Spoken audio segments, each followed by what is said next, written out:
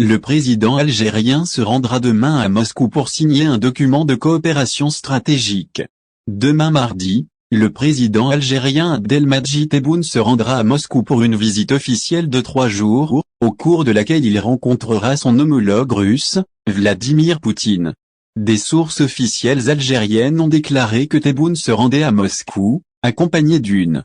délégation ministérielle de haut rang, dirigée par le ministre des Affaires étrangères Rantagne Lamamra. Au cours de la visite, en plus de tenir des entretiens traitant de diverses questions politiques et régionales, un document de coopération stratégique sera signé. Le document devrait fixer de nouveaux déterminants qui encadrent les relations algéro-russes à tous les niveaux politiques, économiques et militaires, et la coopération dans le domaine de l'énergie et du transfert de technologies, comme aboutissement des relations qualitatives entre les deux pays, notamment dans le domaine militaire. La visite attendue du président algérien à Moscou a été précédée d'une série de visites de hauts fonctionnaires et de ministres des deux pays, afin de développer les accords nécessaires au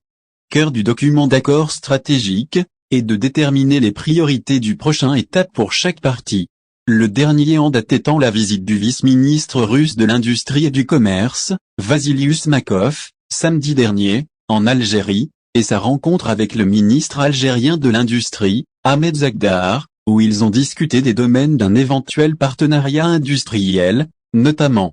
dans le domaine des industries mécaniques et pharmaceutiques, et des industries liées au chemin de fer, ainsi que le développement des échanges entre les deux pays. Il y a quelques semaines, le directeur du service fédéral russe de coopération militaire et technique, Dmitri Yevgenivich Chougueyev, s'est rendu en Algérie et a rencontré de hauts responsables de l'armée algérienne, dirigés par le chef d'état-major de l'armée algérienne, Saïd Chanogria, pour discuter du contenu de la politique militaire plan de coopération, notamment dans le domaine des industries militaires. Les forces armées algériennes et russes participent à une série de manœuvres conjointes qui ont eu lieu en Russie, et l'une d'entre elles doit avoir lieu prochainement dans la région de Béchar, dans le sud de l'Algérie. L'Algérie importe une partie importante de son équipement militaire et de son arsenal de Russie, et s'appuie sur les armes russes pour reconstituer l'arsenal de l'armée algérienne, notamment en matière de défense antimissiles et de systèmes d'attaque.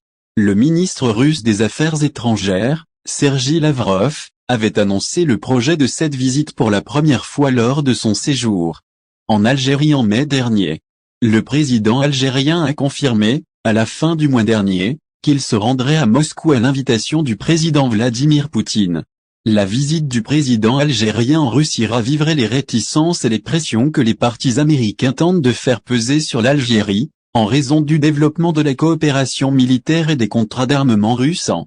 faveur de l'Algérie, d'autant plus que ces partis placent l'Algérie dans la tranchée pro-russe en la guerre en cours en Ukraine. L'Algérie refuse de condamner l'invasion russe de l'Ukraine, alors que le vice-président de la commission du renseignement du Sénat américain, Marco Rubio, avait précédemment envoyé une lettre au secrétaire d'État américain Anthony Blinken, lui demandant d'imposer des sanctions contre l'Algérie en raison des accords d'armement avec la Russie. Cela a été suivi d'une deuxième lettre envoyée par un groupe de 27 membres du Congrès, dirigé par Louisa Mechlin, à Blinken, pour exiger qu'il impose des sanctions à l'Algérie, en raison d'un accord sur les armes d'une valeur de plus de 7 milliards d'euros en 2021, qui contribue à renforcer la machine de guerre russe. En Ukraine, cependant, les autorités algériennes avaient ignoré la réponse ou le commentaire direct sur ces messages américains, tant qu'ils n'étaient pas émis par des institutions officielles à Washington, à l'exception des allusions du président Tebboune,